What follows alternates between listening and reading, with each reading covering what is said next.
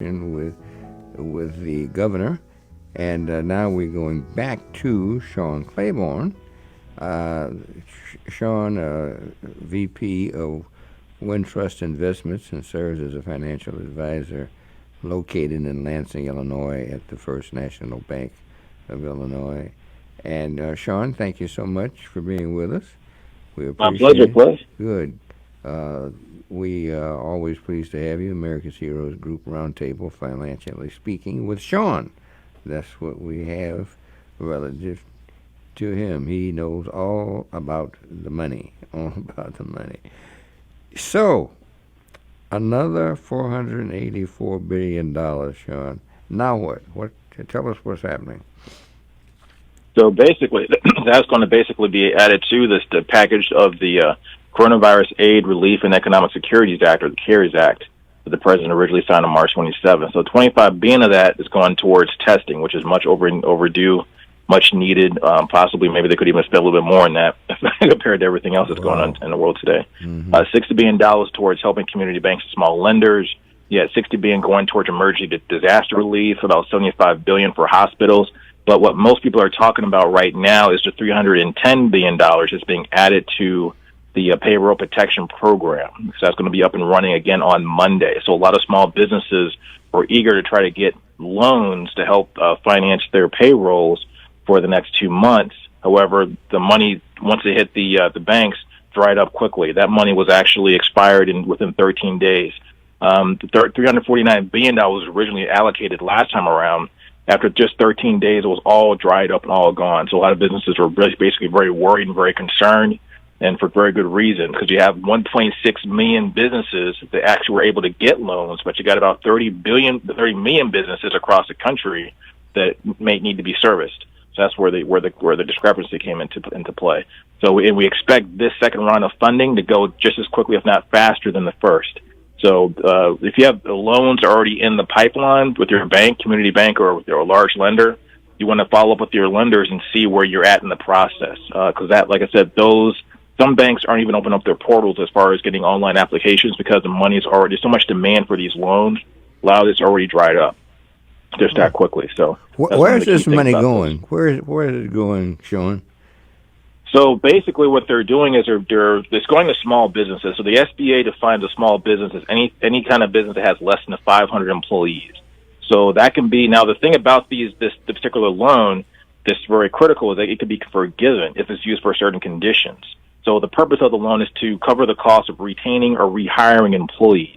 So the goal was to give money to small businesses that have 500 employees or less to keep them on the payrolls of these small businesses so they don't fall into the unemployment ranks. Now, you can still apply for some of the benefits we talked about last month. So if you're laid off, if you're got reduced hours, or if you're home taking care of someone who's sick, or if you have to even watch children because they're home from school, go and apply for your unemployment benefits. That is a separate issue as far as what this concerns. This concerns the actual businesses themselves that hire those employees. They can go to the SBA and get loans to cover their payroll expenses and certain other expenses under the program, okay? So the size of the loans is determined by your monthly payroll costs. So anywhere between the lesser of $2 million to $10 million can be used for payroll. There's no application fees. The interest rate's about 1%. It has to be paid back within 2 years. And you can even defer payments for 6 months. There's no personal guarantees or collateral required, which is a big issue with normal loans. And payroll lending is capped at $100,000 per employee. So if you have an employee that makes $150,000, the banks are only going to lend to you up to $100,000 per employee. So whatever's in excess of $100,000, the employer has to make some kind of reconciliation on their own. Your loan could be forgiven if you use at least 75% of the funds to pay for payroll expenses. And that is a clock attached to that. So after you get your loan, there's 8 weeks from your closing date that you have to qualify your employees as being still on the payroll. If 75% of your funds are used to cover payroll expenses, then you're eligible to get either all or part of your loan forgiven. Okay, so that's one of the critical things about the loan. But that's one thing people need to understand is this was really a design to try and mitigate unemployment rates. Right now, we got close to 27 million people out there across the United States that are unemployed. And we're getting close to breaking the record set from the Great Depression. We're in excess of 20% of the employment of the population being unemployed. During the Great Depression, during the 1920s to the early 30s, you're talking about 25% unemployment. So we're getting close to that number in just 6 weeks. So that's very, very critical to get this under control. Do you think this will work?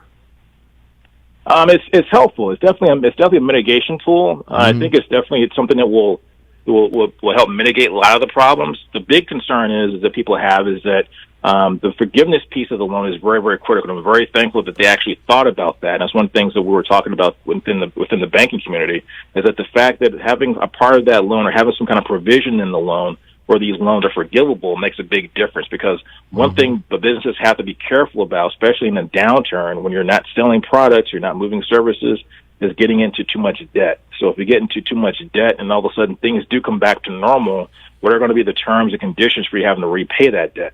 And that's where a lot of businesses fall into trouble and sometimes go out of business because they don't have enough money to cover their debt. So that's one of the things. One thing to keep in mind is that if you have a loan in place now, you cannot apply at multiple banks. So if you have a loan application already in the pipeline someplace, follow up with that lender or your loan application may get rejected. So you can use the money for payroll, rent, utilities, even interest on mortgages. You can't use it for the principal on your mortgage, but you can use the money for using interest on the mortgage. And any business that has less than 500 employees can apply. So that includes, which is really critical, 501c3. So the difference between this type of loan and other loans is that in the past, like not-for-profits, religious organizations, different types of groups could not apply for these types of loans. This has opened up to self-employed people that are 501c3s, veteran organizations, things like that, as long as you meet the guideline of having at least less than 500 employees. That's one of the critical things. And so even franchises were using this. Now, the thing is, you saw on the news recently, a lot of people were upset about the fact that franchises, for example, because the Small Business Association doesn't really distinguish. It says if you have less than 500 employees, even if you have multiple locations, as long as each physical location employs less than 500 people, you can actually apply for this loan. So a lot of publicly traded companies were applying for this stimulus money, and some of them got approved. So, for example, there was a big article that came out in New York Times, was reported in USA Today, and Wall Street Journal, all these different places where Shake Shack, for example, is one of the main companies that got loans. So $500 million, according to the Wall Street Journal, went to publicly traded companies. Now, the problem with that is that these companies have other ways of getting money. They can basically raise stock. So in the case of Shake Shack, they actually, just that same day when they got approved for a loan for $10 million, they went and raised $150 million through a public offering of stock, or a private equity offering of stock, actually, Class A common shares of stock. So if you can get $150 million in the private market, why would you take the slot away from a small business that needs money? So that there's legislation out there, or actually the SBA has actually announced that they expect these corporately traded companies, publicly traded companies, to return their monies by May 7th. So about $80 million worth of that money has come back already. Shake Shack returned their loan, so they're expecting this money to come back before May 7th. Otherwise, we'll see what the government actually does to that. Interesting. Sean Claiborne, of course, one of our outstanding members of the America's Heroes group, and we're always pleased to have him tell us about all of the money that comes and goes, because he certainly knows about it. And if you have a question, 312-374-8130. Sean, what do you think is going to happen at this point? Well, this money's going to go quickly when it opens up on Monday. So you'll see that coming out really, really fast. A lot of attention is focused on, which is critical and important, on the back end of things, like what are the effects of this coronavirus. One piece of advice as a financial advisor is let's start putting a lot of money into the trying to prevent or to eliminate the threat in the first place. So sometimes we put the cart before the horse. We need to start getting money towards the healthcare workers and also to the hospitals and also to the research workers to help get a vaccine. Because at the end of the day, all the money you put into fighting the effects of the virus doesn't really stop the virus. It doesn't really stop the problem. The main problem is the virus itself. So stop the virus, save money at the same time. Yeah. So that's one thing where I think we need to really focus on. One thing to keep in mind too about these types of loans, that they exclude a lot of businesses, even though they're very inclusive. So cannabis businesses are not included in this; they can't apply. Gambling, adult entertainment, banks and life insurance companies, although banks and small banks actually have money in other areas they can apply for. Private clubs are all excluded. Okay, so those are types of things you want to be careful about. And also, one thing to keep in mind, if you're a business owner and you are applying for unemployment benefits and you're also trying to get money for the PPP or the Payroll Protection Program, you got to be very careful how you do your accounting, because you want to make sure that you don't include yourself, your own personal payroll, in that loan amount. Otherwise, you could be subject to an audit, and that could backfire on you pretty nastily, and you might not even get your loan forgiven. So you want to be very careful about how you account for that, and make sure you have good CPAs on your side to make sure you're doing this correctly and doing it the right way. Because the banks, their job is to basically get this money out. The oversight is done by the SBA and other entities outside of the bank. So they're not really that close. They're not the police out there trying to make sure that everything's in order. They do the applications and it's underwriting. It gets approved. Now you're kind of in a whole different boat. So you got to make sure your taxes are in line. Make sure you have a good CPA on your side. And make sure you're doing things, crossing all your T's and dotting your I's. Are you being asked to help relative to that sort of thing? Not really. What I do, if I'm a financial advisor, my focus is mostly on investments and also just looking at how small businesses I can advise them about things that are out there. I know I have small businesses that use me as a service and as a piece of information. So I do assist them in getting the information out there like I'm doing today. That's one thing that's critical about small businesses, understanding to have someone in your background that can help you get the information that you need. But no, I'm not a loan officer. I don't do loans. Mm-hmm. But yes, this has been on our plate, and we talked about this in a lot of our meetings, not just within my own bank of WinTrust, but also across different banks. Because a lot of companies, for example, we do a lot of work with the homeless. With the America's Heroes Group and other places. Mm-hmm. A lot of those organizations have been crunched because you can't keep shelters open when people are in close proximity. Mm-hmm. So how do you keep these facilities up and running? What do you do with the people that are using your services? So the homeless is one of the things we talk about. Mm-hmm. So that's one of the things that's very, very critical. But there's also other programs besides the Payroll Protection Program that are designed for helping people get through this crisis economically or financially. There's also the Economic Injury and Disaster Loan Program, okay? And that goes up to $2 million, or the IEDL. So you can get a fixed-rate loan for between 2.75 to 3.75 for 30 years. Now, it's not quite as the same as the PPP, but it has more leverage as far as what it can use the funds for. If you're hurt by this crisis, or since this is considered an economic disaster or a global or a financial disaster, or a natural disaster, so to speak, and within the guise of the federal government guidelines, you can actually apply for these types of funds. So that's been in operation since January 2020. You can even get as loan as small as $10,000. So nice about this program I like is that you can actually go and apply for the EIDL loan. Maybe you don't get approved for the loan, but you can actually get a cash advance up to $10,000 if you have a qualified application. And then if you are denied the loan, you still get to keep the funds. And one thing nice about these loans too, that these don't consider it as income. If your loan is forgiven by either the PPP or any other of these government programs at the moment, it's not considered income to your business, so you don't have to pay taxes on it. Interesting, very interesting. I have heard you. Obviously, you're a member of our board here at the America's Heroes Group, and your understanding of finances, and you do a great job at that. What do you think, Sean? Is because we listen to you and say, "Wow," what do you think is going to happen here? Eventually, things will go back to normal. I mean, my big concern is what I've been advising clients always is that you never know what's around the corner. We talked about this in your show many times before, is that you got to get ready for the next, recession, the next depression, the next downturn, and here it is. So now the opportunity is, what do you do with this opportunity, with these low prices and things like that in the market? So this is a good time to think about starting a business, actually, because if you can start a business and actually and get all your ducks in a row, so when the market when the economy does reopen, you can actually start being more profitable. This is the time to do it, because you're going to have a lot of businesses that don't make it through this crisis. So, and there's going to be gaps and left open for that. Also, this is a great opportunity for our state governments, local governments, even the federal government to step in and say, hey, how can we retool this economy? So now that we have this downturn, what can we do to try to modernize our economy first? We have infrastructure spending needs to be done. That could be something that could be looked at. We have, for example, there was a report out in NPR the other day. They need 100,000 people to do tracing. They have a shortage of 100,000. This is not just a temporary job. This is going to be a job that goes on for some years, but this tracing people who've been in contact with the virus. So there's all kinds of job opportunities that are available. It's just that, are you in the right place and are you looking in the right areas to find those jobs? And then also, too, you got to be careful as well, because some of these jobs will be temporary. They might last a year or two, maybe 3, 4, 5 years. But some of these jobs are going to be permanent. And they're also going to open up new businesses and new things that we've never even thought of that's going to come out of this. Because once we come out of this, we're going to have to change the way we do business altogether. So the mayor of New York,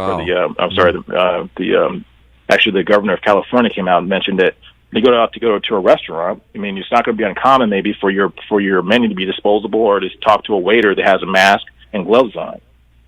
That might be the new normal. The digital economy that's out here right now, there's need for drivers to deliver food, deliver groceries. That might be something that's here to stay. It was already here before the crisis, but it really took off during this pandemic. Those are types of things. You think that might be here to stay? Oh yeah, definitely. Delivery services will be here to stay for the long haul. It was here before. I've used it in the past, for food delivery, things like that. The grocery delivery. My mother actually has been doing that for the last 5 years, getting all her groceries delivered from the store from Maryland. But not because of some disease. Not because of the disease, but I think some people will be very cautious having lived through this. So people that are thinking about, okay, well, how do I, because the thing about this, Cliff, there's one thing you got to remember, this is probably not going to be the last time we go through something like this. Mm-hmm. We've had MERS, we've had SARS, we had H1N1. This is just the first time we've had something like COVID-19. Okay, and we can go through a lot of debates back and forth. We don't have all the information yet, but who knows what the government could have done to prevent it being as bad as it is right now, getting out as far as it is right now. Because we all know that there's already plans on the shows. If you worked in the military or been anywhere involved in national security, there's a contingency plan for damn near everything in the world. They have a contingency plan for aliens invading, believe it or not. So if that's the case, there's just about at least a dozen plans for pandemics. So why weren't any of these things used? Mm-hmm. We've been able to prevent everything from Ebola to SARS to H1N1, but this COVID-19, and keep in mind those viruses did have major impacts around the world, not just in their country of origin. So H1N1 spread around the world. Even here in the United States died from H1N1. Sure. But that's So so when you think about it and put that in perspective, we have to start thinking about how in the future now do we prevent this from happening. And what if, God forbid, I'm not a scientist, so I can't speculate too far off the range, but what happens if you get a year where there's maybe 2 viruses are out there that we can't control? Our planet's changing. Global warming is taking effect. It's a real serious concern. Our planet's reacting in ways we haven't even thought of. And things are just changing in the world in ways we haven't thought of. Natural disasters, fires in the West Coast. You got floods in places that didn't have floods before. You're right. So all these things are coming together. So you have to really be prepared financially to think about, and I tell clients this, so if this business or this operation that doesn't work out, what's your backup plan? What's your plan B? And probably need a plan B and a plan C. So think about what you have to work with, and also think about some other alternative to get some revenue streams coming in so that you're protected during those downturns. So don't build your ark when it's raining. Build your ark ahead of time. That's kind of the moral of that story is. But one other thing too, before time runs out, there's also some IRA updates that has been put into place because of this pandemic. So there's no RMDs due. So if you're 70 years old or older, and also some people don't know, but the RMD age actually was moved from 70 and a half to 72 prior to all this happening. So if you turn 70 this year, you don't have to take money out of your retirement account. That doesn't start till you turn 72 now. If you've already been taking RMDs prior to this year, so you turned 70 and a half last year or earlier, you still got to continue RMDs. But in 2020, because of the pandemic, you don't have to take out any funds out of your retirement account for the purpose of required minimum distributions.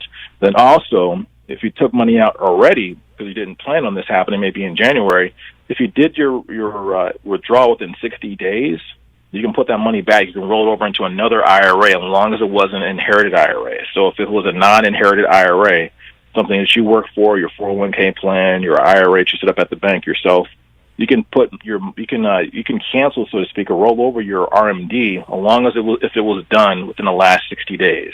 So that way it saves you money in your taxes. You want to claim the money as income on your taxes this year. If you need to take money out of your IRA prematurely because you need money for an emergency or, your income has been cut for whatever reason, if you're affected in some kind of way by the COVID-19 experience or because of the work at home or the shelter-in-place orders or whatever it may be, taking care of children because they're home from school and they can't go to school, you can actually take your money out of your IRA without a penalty this year. So up until the end of this year, there's no tax penalties on early withdrawals from your IRAs, as long as if it's COVID-19 related, either affecting you physically or financially. That's great. Sean Claiborne is with us, giving us great information, as he always does. Our number is 312-374-8130. We have a caller, Jay. Hi, Jay. Hey, thanks for taking my call. I want to ask your guest. Obama had infrastructure set up to deal with the coronavirus and other viruses that may pop up. I was wondering, because Donald Trump dismantled it, if he had anything to speak on about that. Well, yeah, I mean, one of the things I'm critical about in this particular case, we talked about this on our show before, is that Trump had a whole slew of people that was in his administration that are seasoned, military, intelligent, strong individuals. He had General Mattis, General John Kelly, General McMaster, General Kellogg, Admiral Fears. These guys were in his administration that are the types of guys you want around you when something like this happens. They have experience, they know what's going on, they got the finger on the ball, and they know where all the stuff is. They know where all the plans are, they know where all the resources are, and they can mobilize things very, very quickly. All of these guys either got fired or quit. So when he came into office, he basically, created such a toxic environment where he had a revolving door of people that knew what they were doing and knew what was going on. So when you take those out of the equation, when something really serious happens, and we've been talking about this, is that, okay, you have a president who is great on PR, he's great with handling, manipulating the media and things like that. He's a great showman, a great game show host even. But the thing is that what is he going to do when a crisis actually happens? So now we got a real crisis that affects the world, and you can't just spin it out of yourself out of this. You can't talk your way out of this. You got to actually do something. And you also got to work with all the governors across the country and all the state and local authorities around the country to make something happen. You can't just pass the buck off to somebody else and then fire them if they mess up. You know what I'm saying? That's not going to work this time around. So that's what we're seeing unfold with us right now. So we have basically a person who's really not cut out for this type of job. This is way outside of the scope of his expertise, way outside the scope of what he does, way outside the scope of what his experiences are. I mean, what he's good at is basically getting into debt. He's filed bankruptcy on his businesses 6 times. He's filed bankruptcy. And what he's doing right now is getting the United States into debt.